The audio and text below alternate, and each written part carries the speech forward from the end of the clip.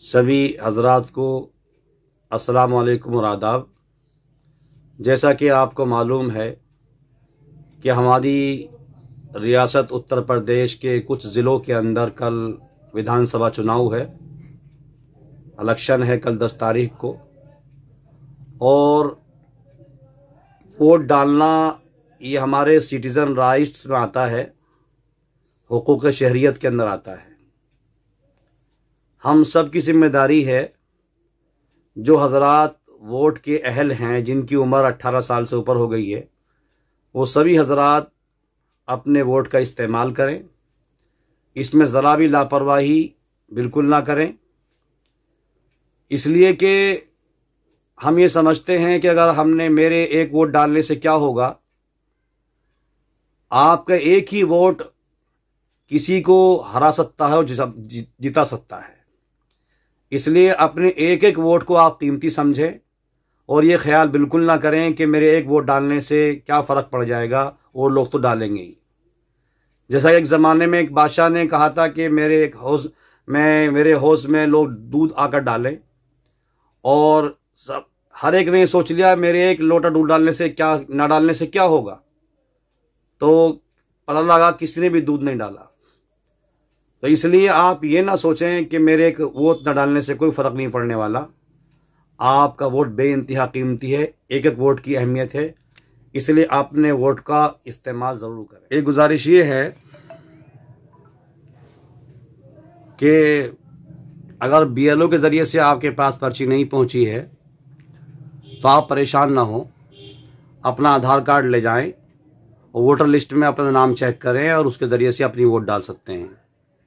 फिर भी ना पता चले तो आप एक तरीका है, प्ले स्टोर से पर जाकर आप वो वोटर हेल्पलाइन ऐप है उसको डाउनलोड करें और उसमें अपनी आई डालें, तो आपकी वोट वहाँ पर शो हो जाएगी। उसके ज़रिए से आप वोट डाल सकते हैं। आप वोट डाल लेंगे, आपको मालूम हो कि आपकी वोट तो कोई और डाल गया है, तो उसका भी हल है, उसके ज़रिए से आप चैलेंज वोट डाल सकते हैं। इसके अलावा अगर आपकी वोट है और आपकी वोट नहीं है तो अपनी ID ले जाकर के आप BLO से मिलें और वो आपकी वोट चेक करके आपकी वोट डलवा सकता है और आपकी वोट डल जाएगी। एकदम से आप अपनी हिम्मत ना हारें। अब वोट डालने के लिए अगर आपकी वोट पहले से बनी हुई है तो आपको पूरे तरीके से वोट डालने का मौका दिया जाएगा और आपकी वोट डलवाई जाएगी। ये मिट जाओगे। अस्सलामु अलैकुम वरहमतुल्लाहि वबरकातुहू। उम्मीद है कि आप तमाम ही हजरात खैरियत से होंगे। हमारे यहाँ उत्तर प्रदेश में इलेक्शन बिल्कुल तैयार हैं, तमाम तैयारियां ज़ोरों पर हैं, तमाम तैयारियां हो चुकी हैं। बाकायदा तौर पर इलेक्शन की तैयारियां मुकम्मल हो चुकी हैं और हम लोग वोट डालने के लिए बिल्कुल तैयार हैं।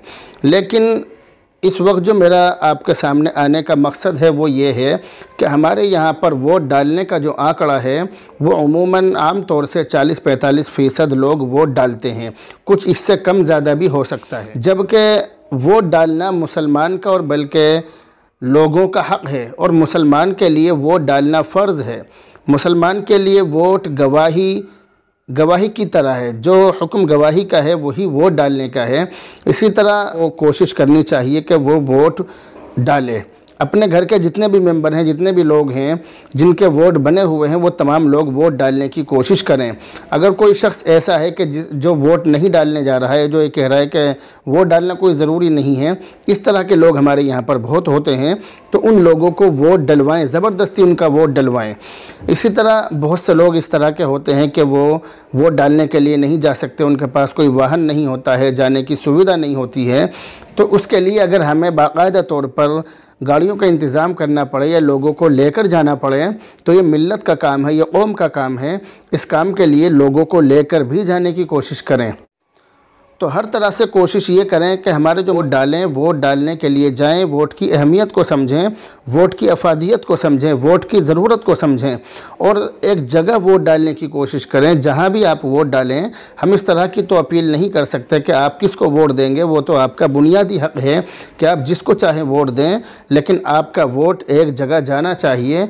आपका जो वोट है अगर एक जगह जाएगा तभी उसकी अहमियत है, और अगर आपकी वोटों का बंटवारा होगा तो आपकी वोटों की कोई अहमियत नहीं होगी। बहरहाल दुआ में याद रखें। अस्सलामु अलैकुम व रहमतुल्लाहि व बरकातुहू।